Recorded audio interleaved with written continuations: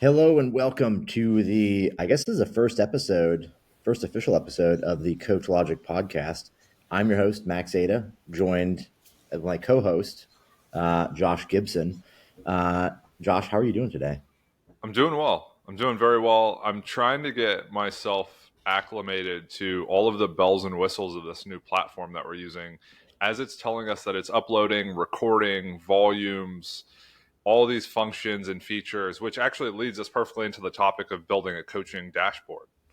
Yeah, yeah, that's our topic for today. I agree. This is a pretty slick little software we're using. Way It is. big upgrade from what we were doing before. Yeah. But yeah, you're getting blurry. You're getting downgraded because you're in West Virginia, and West Mm. Virginia just got the 56K modem, so you're a little behind. But yeah, actually, that's our topic today, right? We're talking about like what would be the ideal like theoretical coaching dashboard. Mm. Let's take this apart into let's go three parts here. Let's talk about like one, what exists now, right? What people currently have and where the limitations of that become a problem. So like, what options are there for coaching people and where do we find limitations? What do we do? The second thing I want to kind of discuss is what would be like the ideal dashboard, the ideal Mm. way to coach people that is grounded in reality, Right. right? And then after that, let's talk about like the theoretical stuff that like where could we get to at some point, and maybe stuff that's like just whatever's kind of wild as far as like what kind of shit would be super cool but is probably unlikely to ever happen or unlikely that we're ever going to get there. Okay. So yeah, Yeah. so you and I have been doing remote coaching for a long time. I've been doing it for years. I've gone through every iteration of this, and I'll even start and say I watched my coach Steve Goff do remote coaching before it Mm. was called remote coaching, and it was literally like sending emails back and forth, getting on a phone call every day, and like asking questions. And it was much more like someone who didn't know how to train or didn't know what to do. And, there's seven coaches in the entire country. So he would just like send a workout and be like, your workout's like, go heavy on the clean and jerk today. I want you to hit, I want you to hit 160. And then he'd call them up that day or the next day and be like, well, how'd it go? Tell me about it. Maybe there'd be a video, email exchange here and there, but it was not like, it Yeah. was not a formalized process of like, you do training, I write a program, you film yourself, you send it back, and we go back and forth. I started that, and when I started remote coaching, I was doing the same kind of thing. I was just doing email. I would just send an email and I Mm. would write a workout. Maybe I'd write a whole month of training, email it out. Then they would send back a week, 1 week. They'd summarize everything, send me a video. Sometimes it was like, some of the better clients would edit 15 minutes and 15-minute videos that were like compilations. It was awesome. Some people would send 70 videos. Some people would send nothing and just be like, the week was good. And I'm like, cool. And it all balanced out to be basically the same amount of work. Just some people are getting way better feedback than others because they sent a lot more. Um, what did you do when you first started? Yeah, so it's similar. It was Google Drive or Google Docs, and I would just write a program on a document, and kind of similar to what Glenn did. Glenn would, yeah, he had like a Mm. Word document, a Google Doc. He just listed everything out, but his was always in like 48 font because he couldn't see. So it's like the largest lettering I love it. possible. So you Yeah, would get it, and it would be there'd be typos, there'd be errors. It would be huge, and it'd take up like 3 pages for one week of training. that's Uh, fucking savage. yeah, Pen so delay, pen delay row, but it takes up like each letter takes up a whole page. so I would kind of do something similar. And actually, when I started tracking, it kind of fits into the conversation well. But when I started tracking data, I started tracking the training. It was just calculations on a Yeah, Google document, and it was, how many reps does this seem to be? What does the average intensity seem to be? And then you just kind of push that somewhere so you could reference it. But it was really basic. And then I would just lean on being able to see people in the gym. I didn't have like really, really remote athletes until I started coaching people in other states and other countries. And you quickly realize like that same process doesn't work. And I think the yeah, idea of like as a coach, um, the coaching process almost unfolds. It unfolds challenges, and as it unfolds challenges, you adapt and you start to figure out, how can I refine my process, my system. And then we got to, kind of where I think I am today, where it's more calculated, more formulaic, more built out spreadsheets with more information and more data. Still not a perfect process, but I think kind of moving in that direction. Yeah, I followed very similar to that. So after the email type stuff, I was, you have to be honest that like you're not doing a lot of data tracking that way because you just can't. You're not taking a Word document to it. You might build something ahead of time and then you track it and you write it and you calculate how many sets and yada yada. But for me, what I would do after the email stuff is I met, I want to say Matt Reynolds, and he was like, "Hey, here's this software I use. You should try it." And I was like, "Oh, cool." So I downloaded like a software product. It's called Fitbot at the time, and it was like, "Oh, this is amazing." I have like messages. I have all these other things I can do, as far as like video feedback and these things, and kind of, all this stuff where it's like this is way more functional, way more complete, way more powerful, and like that organized all of my stuff. So organized day-to-day feedback, writing a program, storing things, just was way better. The downside to that product, which eventually became True Coach, which I think a lot of products' major downside is that they're not designed around the level of detail a lot of coaches in our sort of circle are in need of. And that's, being able to track lots of data, being able to collect information and data from athletes, and then to be able to assimilate that and do something with it. So it's like you get apps that I always feel like when I see an app that says, track, analytics or track stuff, and it shows tonnage, it's like total tonnage. It's just like, that's a fucking developer spending 18 minutes writing a formula to calculate that and just slapping it into the front end. Like, here you go. Here's analytics. Because I don't even know a single person that's looking at tonnage as a main metric they're driving training with. They might include it, they might look at it, but it's like, I don't know if you do, but I don't think anyone really is sitting there like, oh man, tonnage and total reps. That's like, and then total reps, like every rep done, not just like not even broken down. So yeah, that's where it was like interface and dashboard is like messaging, feedback, communication. That was a mega upgrade from spreadsheets and phone calls. But again, just lacked data tracking and whatnot. Well, and When I think what you, we're what we're ultimately getting towards in the conversation is that as a coach, you start off with kind of a basic understanding of training and the training process, right? So you kind of think in pieces instead of patterns, and you say, yeah, we're going to do this for the squats, this for the pulls, this for the snatches, this for the cleans. And you can write that out in a Google Doc. You can write that out in a Word document. You can write that out in an email, and you can build in training that's like linear in nature and simple and has a progression. But as you start trying to think about the long term development of the athlete, and I was actually thinking about this yesterday, but it's this idea of effective hypertrophy training for strength athletes or weightlifters. And when you think about that, you can't really pin down when that training is going to have a performance changing effect. You can't say, well, we did all of this hypertrophy work in this one time period and they got better. You're just kind of hedging on that over time. Doing higher volumes of training will lead to more muscle, which will lead to a bigger total. So it's really tough to tease out the direct effect because temporally all these things are kind of complicated and separated. And I think when you start thinking about that, like this block of training is going to have an effect at a different time point and an unpredictable time point. These aspects of training build into the next aspect, into the next aspect. When you think about it like that, you need more complex systems for tracking, collecting, aggregating, and then dispensing that data. So you can look at it and see trends over time. You can see what you're doing today, but also how that is fitted to yesterday and fitted to tomorrow. So as your coaching process develops, like your system of management needs to develop. And I think you see that linearly with a coach who uses a sheet of paper and then gets to some really complicated built out spreadsheet or software.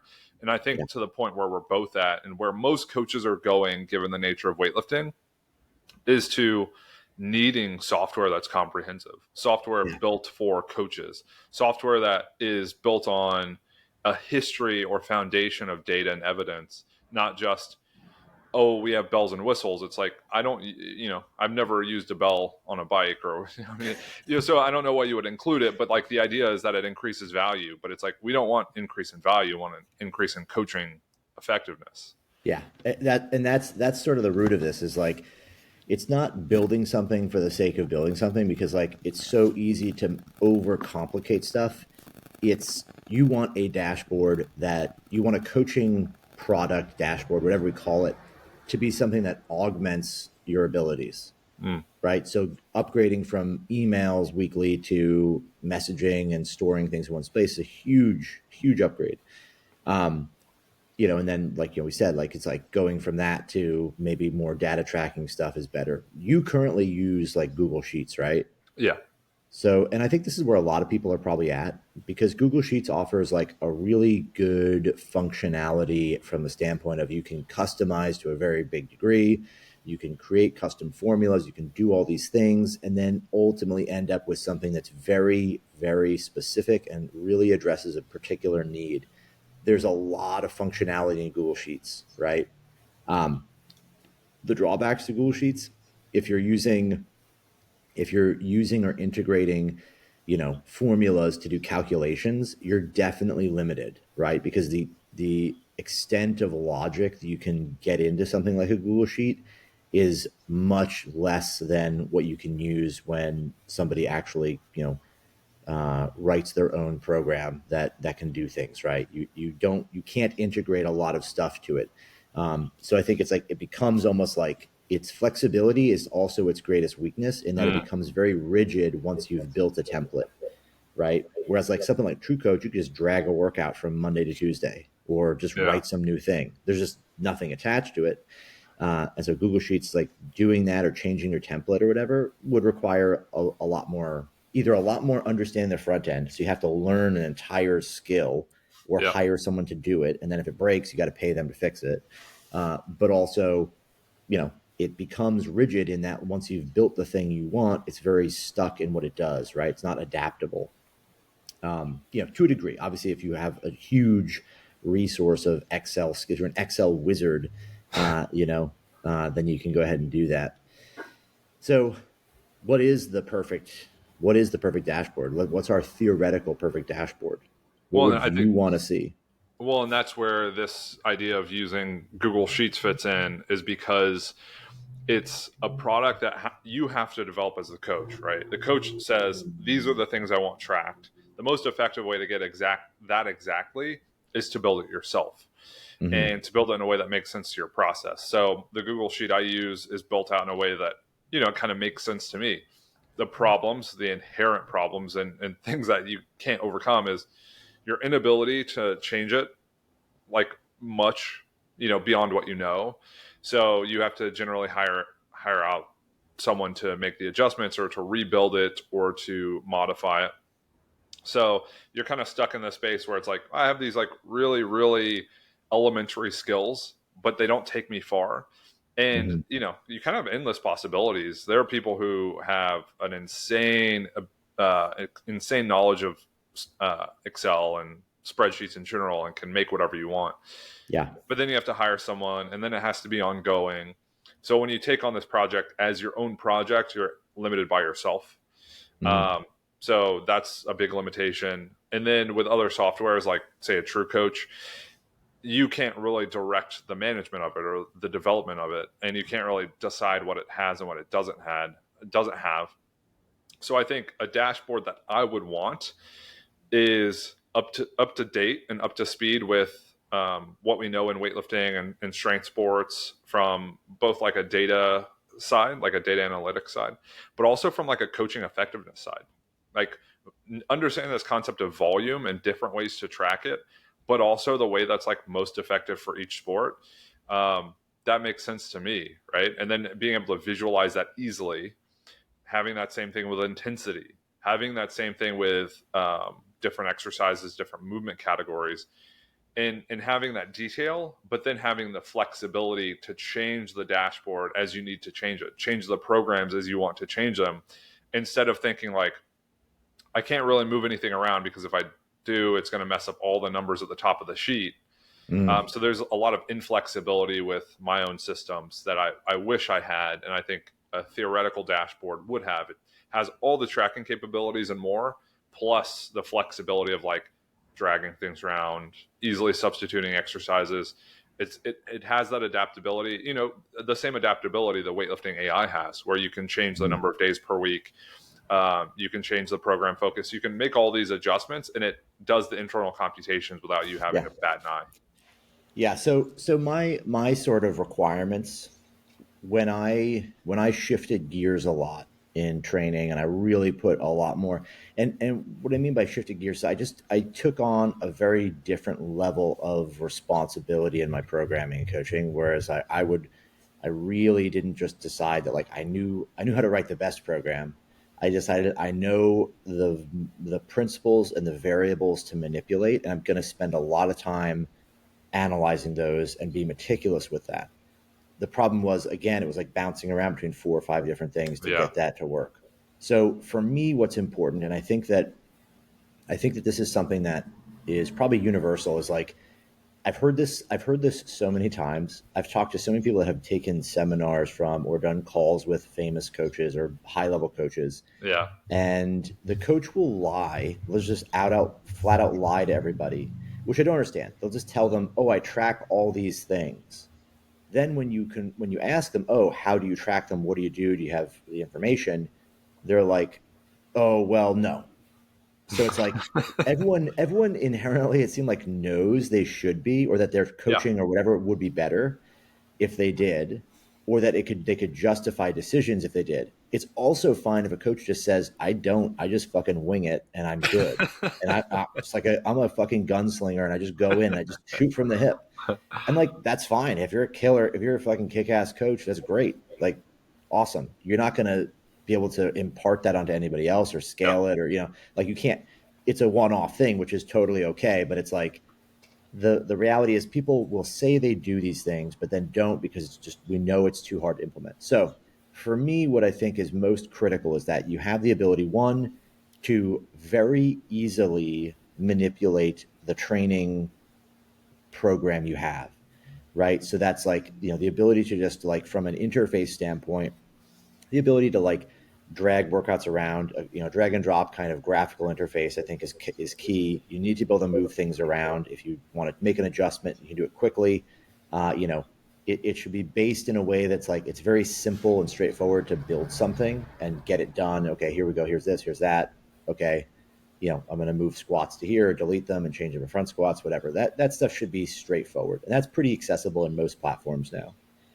The second major key for me is that obviously like feedback and coaching and Mhm. information has to be something that's very accessible. I don't want to have to chase down, you know, my athletes' responses or look for something somewhere, right? Like Google Sheets really struggles in this area, in my opinion. Like you just don't have the ability to like, it's not a clean interface. You're either using yeah, WhatsApp or iMessage or, whatever fucking Android users use.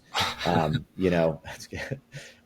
you're doing something in that regard where it's like it's three different places and you're going to yeah, lose track of that. The second thing, or the third thing, I guess, for me is the analytics. And this is the biggest area. It's like analytics are going to be the thing that helps you steer your ship. It's yep, how you navigate. It's how you navigate good training and really build in uh, a process oriented approach to finding an individualized response in training. So if you track everything you can, you're going to be able to paint a little bit more clear picture of where is training going. And like you said in the beginning of this, is like you don't know the exact moment that training has a performance impact. But if you track things, you can right. identify trends, you can identify events, you can identify stuff that will give you a way better picture as to what's good, what's working, what's not. So for me, at the high level, I want to be able to see all of the volume being done. So every rep or every set or however we break down volume, I want to be able to identify that from the perspective of every movement group. So in all the snatching we're doing, how much Yeah. volume we're doing, all the clean and jerk volume, all the clean volume, all the jerk volume, all the squat, right? And then beyond that, I want to be able to break down that volume into different categories. So I want to know, show me the distribution of the volume by intensity zones, right? How much of my volume is between 60 and 65%? How much is between 80 and 85%? Then I want to see, can we break down the volume into sets, right? If you're counting reps individually, well, how much of my volume is distributed into sets of 2 or 3 or 4, right? Or one or two. A little bit less important in weightlifting, but definitely want to see what are like the average sizes of the sets in a certain block of training or a certain phase, right? I'd also want to be able to see like, total tonnage is easy to calculate. It's not something I would really care about, but like you want to know like what's that, where's that at? As far as intensities go, just some things off the top of my head, like same thing. I want to calculate where is the average intensity? What is the trend of the average intensity? Where's it's gone? Where has it gone from week 1 to week 4, right? And then the same for RPE. I want to see like a distribution of RPEs by sets from RPE 2 to RPE or RPE 1 to RPE 10, right? Like, are we just doing way too many RPE 10 sets? Are we just training way too aggressively? Is our volume not distributed in a way that makes sense? How do we see this? How do we actually get an idea? We can look at someone and be like, yeah, he overshoots all the time when he's doing squats. Like I know he does, but do you have definitive data to Right. look and be Yeah. like, oh, he's overshooting a lot, or he only overshoots a little bit, but I blow it out in my mind and think that he's doing too much. Yeah. And then other variables as well is like basically any way of taking all this information and then being able to compare it to previous periods of time. So if you're doing set after set after set, all this work, your progress is great. I want to be able to compare that to a previous Yeah. block that you were doing the same thing. If you had a hypertrophy phase for squats and we looked and you did it, and at the end of the block, we were like, man, you look way less jacked than you did before. Like this seemed like it was way too hard, didn't really do what we wanted, or whatever. Maybe hypertrophy is a bad example because we're not really have good metrics to measure, but Yeah. you know, you could compare it and say, well, what was the last hypertrophy block we did? How did that go? So it's the ability to just not just collect the data. So collecting the data from a perspective of all the work done, but then being able to make comparisons and draw conclusions from it is would be the ideal situation, right? Right. Yeah. I would say that there's a good anecdote. Well, it's evidence based, but it's from a talk actually sent to you. It's from Bill Sands, who Yeah, was one of the sports scientists and I think the head biomechanist at the Olympic Training Center, and he worked with U.S. gymnastics and then eventually U.S. ski and snowboard. And he was showing us because he was like incredibly rigorous and um, like kind of ahead of his time on the data he collected and how he kind of viewed it, and then his ability to communicate that to the coaches was kind of mind blowing to them because he mapped out I think it was an entire year for U.S. gymnastics, and he was looking at like how they distributed volume and I think also intensity, but it was volume by total number of elements performed, and then yeah, he kind of laid that out, and he showed that there was a it was done and prescribed in a way that was the exact opposite of how you would typically periodize a program. It went from like lower volumes to the highest volumes right around the most important competition of the year.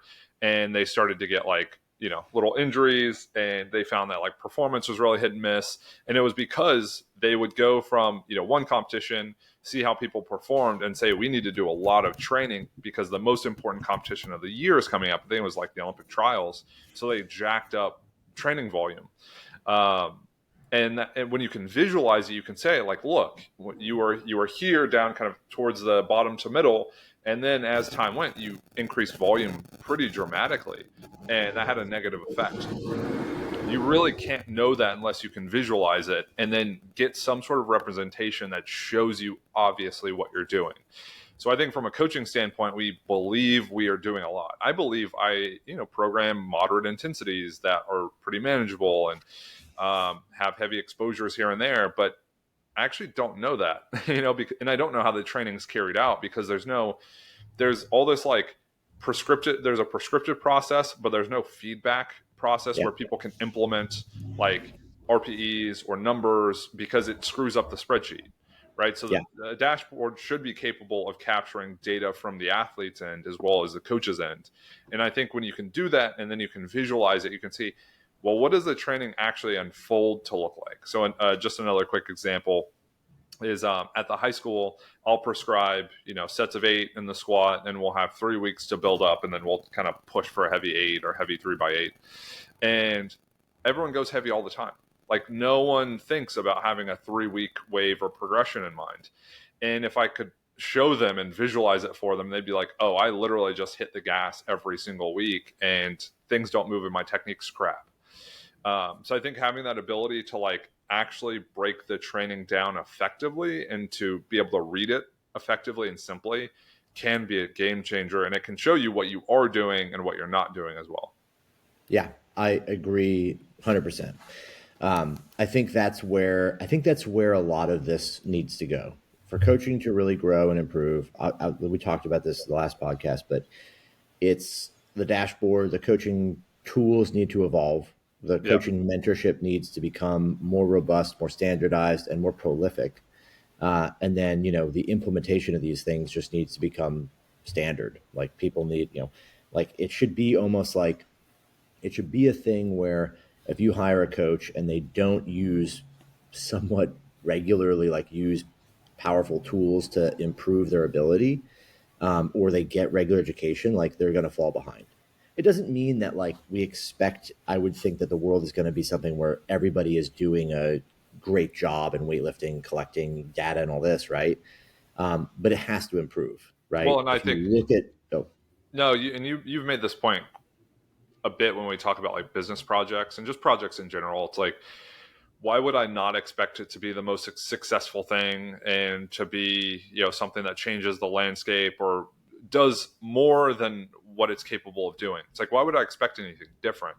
And I think from the coaching standpoint, we could say, well, yeah, coaching in the US is just this. And that's kind of what it'll always be. It's like, well, why can't it be better? Why can't it be more? Why can't we give coaches powerful tools and expect that they'll take them up and use them? Um, so I think this narrative of, well, people find what works and they'll do that, or, that people don't need to make it super complicated. I think it's fitting this really restrictive, limited perspective because it's easy and because it's comfortable and because it keeps you from needing to push past what you're doing currently. yeah, And when you can have, and I had a meeting this morning that is like expectation setting. Let's change the expectations because we can make this all better and we can make it all more productive and more efficient. But the expectation has to be in alignment with that. It can't just be like, well, we'll do what we can. I mean, that's yeah, okay, but the point isn't, especially in a competitive endeavor or a sport where people care about the results or performance, it shouldn't be, well, we'll just do what we can. It should be, let's do the best job that we can. And if we don't need certain tools, we can not use them. We can uncheck the box, but we shouldn't wish or want for tools and not have them. We should just yeah, say like, oh, that doesn't fit with my program or my process. yeah. That's absolutely true. So, what would be some kind of aspect of a dashboard that would make sense that you would want to see that you don't see currently? Yeah, I mean, a lot of it's like taking what we know as coaches and having it like full stop applied or implemented. And what I mean by that is we know exactly what we'd want to track and how we'd want to track it. I don't see that in any other product or any product at all, plus the ability to visualize it correctly. And I think we're kind of grasping at what's available and not, and we're missing a lot because spreadsheets don't do it well. They're not adaptable, right? So like, Mm-hmm. yeah, maybe you can visualize it 1 week, but week to week. And then it's like, and I do this, right? It's seeing what goes into, capturing the data as it's really limited. And sometimes it's jerry rigged and it's like, well, we've got duct tape on this thing to hold it together. And it's like, yeah, it's well built. And it's like, it's not well built. The data's not Yeah, captured well. It's not rigorously done. you cut a lot of corners. Like, it's just being honest about the process, and the process isn't Mhm. great. So I think having a dashboard that ensures a concrete process, a repeatable process, but also one that's comprehensive, that I can uncheck boxes from instead of checking, having to build boxes myself. I think that's ultimately what I'm looking for. Yeah, yeah. I think that's cool. I think the other, so I would say, like, to summarize, we think the best dashboard is something that gives athletes a way to input lots of data that's valuable to us, Right. right? And then we can take that data, compile it, and present it to a coach in a way that really augments their ability to use data. It's not just showing them a number that says they did, 40,000 pounds of barbell volume this month. Yeah. It's showing all the data in the ways they want to curate it, the Right. type of data they want to see, how they want to make a report. And then on top of that, being able to compare that data to previous periods, or really just be able to, draw conclusions from it. Yeah. Um, and then, this has to be in a way that is easily implemented. So everything has to be in a graphical interface. The user experience, the UI has to be something that is palatable by a coach. You know, um, you know, I'll use a lot of examples of, like, I've had coaches I've known, people that coach people that avoid programming because they don't feel comfortable doing it, Yeah.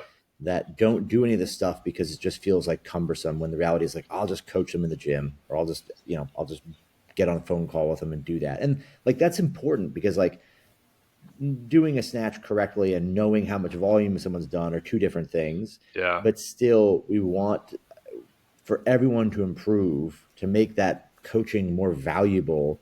The time you spend teaching someone more technical elements, improving it, has to be fruitful when you write the program. Yeah. So you don't just waste time making someone's technique great, but then they're not doing enough training to make any progress, or they're not doing so much training they don't get better. So yeah, the implementation is a big thing. Well, and I think I'd say, oh, as we start to kind of round out the conversation about this, I think one anecdote that really hits home for me is I know how to improve someone's technique. I know the exercises. I know what perfect technique is. Like, I can see it, I can teach it, I can get someone there. But sometimes with really entrenched technical problems, you have to change your approach slightly with more intensity, more exposures, more constraints. You have to manipulate, and you have to iterate, yeah, right? And the ability to iterate is based on having a sense of what you did so you can do something slightly different. If you don't know what you did, how do you change it to make it slightly different but slightly more effective? And I think with improving someone's technique, it's like, we've tried all these primers. Just having the inclusion of primers doesn't fix the technique. We need to sub those primer slots for actual, like, primary or secondary or tertiary exercise slots, get more exposures, heavier exposures. That means higher volumes and higher intensities. If I can't visualize it or know what I did, how can I, make an adjustment or make substitutions that make sense? So yeah. even from a technique standpoint, all these things should be tracked and then trialed. And to be able Hmm. to visualize it and not have to, quote unquote, hunt for it and scavenge and, like, figure it out, that's critical. So I think a good dashboard, like you said, can really just serve the coaches a clear representation of the training process. Yeah. So I'd say, like, the theoretical thing now. So let's go a little beyond what's practical and grounded in reality. It's like, what would be theoretically awesome to see, you know? I'll let you start because I'm curious what you would, if you could, like, if money and tech and implementation, like, what would it be? Yeah, I mean, I think it's just visualizing the fine details of progress, which would be internal and external load. So external load is like work done, and that's just like a complete snapshot, complete and clear representation of it. Internal load is how that's being processed, or like the throughput of the stress through the body. And then I would say it's like changes and measures of performance or progress, which would be efficiency, and with respect to technique, it would be uh, manipulations or changes to body composition over time or body weight. Um, it would be, absolute RMs or performance metrics. So it'd be a host of variables that have been tracked and completely visualized and understood, so that the coach can see it and then communicate that clearly. Because I think communication is, like, critical to maintaining buy-in. Yeah. I would go a little more elaborate. So what I would like to see is the integration of those features, all of that data, And I just want something that can summarize that and learn from it and help me to build the next program, right? So it's Mm, not just even collecting the data and analyzing it myself. I'd like to see, one, have some AI models trained to understand the data, trained to summarize it, trained to tell me, hey, we looked at all these comparisons. This is what you're looking at. Maybe this other variable is something more important for you to look at, right? Or history tells us, or research shows that this, and this are more important variables. So you should be tracking these. Basically, like a mentor, right? Like an right. AI type mentor involved in the process that can help steer it in one way. And then the second level of that would be like, not only would I want the dashboard to do that, I'd want to be able to integrate sports science in that way too. I'd want to be able to say, what are the most current sports science, what research and speakers, what are they talking about? What is new? What are new learnings? How can we integrate that right Mm, away? The right. faster we integrate new knowledge, the better we're going to be. If Mm, we're sitting there thinking that, um, whatever whatever thing is wrong, if we're doing the Mike Menser thing, it's like, oh yeah, one hard set's enough, and then there's just yeah. countless research contradicting that. I want to learn that as quickly as Right. possible so I can waste less time doing the wrong stuff or being Right. less, being wrong. So I would say like that kind of stuff for sure. The next layer, the more elaborate thing I'd want to do is just have that process, essentially automated, where my role as a coach is way more about the connection between me and an athlete, Right. motivating them, pushing them, getting the human side of it to be the focal point of coaching, not the programming and the coach and the training and the this and the that, but like getting someone to believe they can go to the next level, getting Right. someone to believe they can do the next thing. Yeah. And then, again, like the biggest thing there is like teasing out the exact way a person's responding to training Mm, and right. capitalizing on that. I think the only way to do those things and have a platform that can do those things is by, you know, learning from huge amounts of data Right. from many, many, many athletes, and then finding at the most fundamental level what are the actual mechanisms that drive progress, not from not necessarily from like this like the super low level, like the atomic or molecular level or the cellular level, right? But what is it that, like, what are the things you prescribe to a person and that they execute that you can adjust that better address the needs of the athlete and to the demands of the sport? And so it's like, really, to me, it's more just like getting better at that. So we Mm, can say, you come in, you start training, and if you're serious and you're training seriously to be a good athlete, like we can quickly get to a really, really accurate picture of what you need to do in training to drive progress. And then day to day, week to week, as new information comes up, as you lose sleep or you miss a day of training or whatever, those things can be accounted for and improve the overall process. So you basically have this better, like, I would almost think of like the suspension on a car, right? You're driving and you want to have that suspension adjust for the road conditions so that you end up with a way smoother ride. So we're making adjustments as life is happening, right? As things are moving up and down, you're gaining or losing, you know, abilities or whatever it is. It's more stress, less stress. We could dial into that really well. Coaches already do all these things well. Obviously, coaches are the only thing that so far has produced a top lifter. Um, you know, but I do think it would be super cool to see a dashboard that augments a coach's ability to do that, and we can really, really improve on that a ton. So that would be my sort of hypothetical. Like, I'd love to see a wild system that does that. Maybe even like incorporating something with, a vision based AI where we could actually just view every single lift, track everything about those lifts. If we had easy access to incredible amounts of data collection, I think that would be awesome and be cool to implement as well. So yeah, overall, like I think the sort of summation of this is that, what we've done, what we've used, and then what we have available to us now, that's going to be different. Obviously, as I we build out the Coachlogik platform, we're going to have you know, we're going to have all these cool features, all this ability to do these things and implement them. As we build, as we get better, we're definitely going to be doing the same thing and moving towards that sort of theoretical thing and try to get to a point where we definitely have, an overall awesome product that can do things on a granular level that nothing can right now. So super exciting. This is exciting times for us. Definitely want to see all this stuff kind of come through. And yeah, there you are, Josh. I had to ramble for a minute to get you going to wait for you, but Josh is having some connectivity issues, probably because he lives in West Virginia, and also probably runs everything off of a computer that's 15 years old. But yeah, I can't hear you, but you know what? I think we're going to wrap this one up, and we'll go from there. We've hit the 40-minute mark. We try to keep these a little bit shorter. If you guys have if you guys listening to this have an interest in a coaching platform, coaching dashboard, you have ideas, you have requests, you have concerns. Hey, I want this, I want that feature. This is what I do, what I don't like. I'm sure all the spreadsheet people will tell me and Josh how fucking stupid we are, because you can do everything with a spreadsheet. So, feel free to leave those comments as well. We'll ignore them.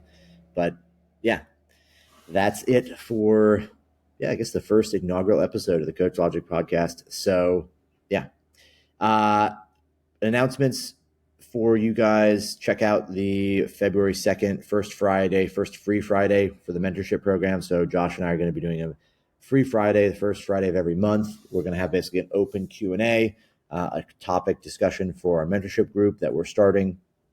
That's going to be February 2nd. It's going to be 9 a.m. Pacific time, noon Eastern time. And then if you're interested in sign up, go check my Instagram bio, max_Ada. It's in the link tree. There's a little link there you can click on and send your info in and set it up. We'll send the link out to everybody. Josh has it as well in his bio, his link tree. You can find it there. And if you are interested in anything outside of that, or more about what the coaching platform is going to be when it comes out, feel free to shoot me a message on Instagram, or you can send me an email, max@ada.ai, and I will put your name in for early access once we get it done, and we'll go from there. Sounds good. Very cool. Excited to have everybody here, and we're excited to be doing this. It's going to be a new adventure for both of us. So yeah, join us next time. See you later.